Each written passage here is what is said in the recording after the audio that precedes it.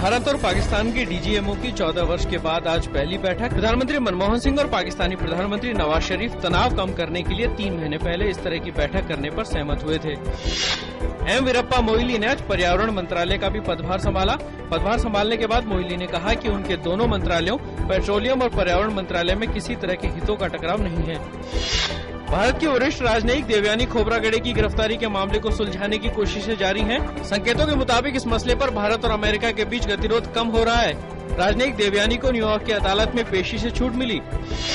उत्तर भारत में शीतलहर का प्रकोप बढ़ा। उत्तर प्रदेश, उत्तराखंड, दिल्ली, हिमाचल प्रदेश और जम्मू कश्मीर समेत देश के समूचे उत्तरी भाग में कोहरे और गिरते पारे की वजह से जनजीवन अस्त व्यस्त हुआ।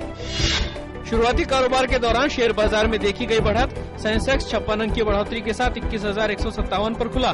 निफ्टी 16 अंक के सुधार के साथ 6,301 पर खुला। आज के शुरुआती कारोबार के दौरान डॉलर के मुकाबले रुपया 12 पैसे के सुधार के साथ 61.83 प्रति डॉलर पर खुला। कल कारोबारी सत्र के दौरान डॉलर की तुलना में रुपया 9 पैसे की तेजी के साथ 61.95 प्रति डॉलर पर बंद हुआ था।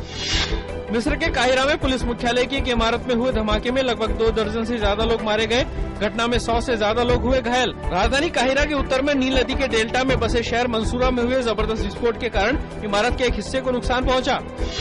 भारत ने दक्षिण सूडान में बढ़ती हिंसा के मद्देनजर वहां से अपने एक तेल परियोजना क्षेत्र को बंद किया। इस परियोजना पर काम करने वाले कर्मचारियों को सुरक्षा के लिए वहां से हटाया गया। दक्षिण सूडान दुनिया का सबसे नया देश है।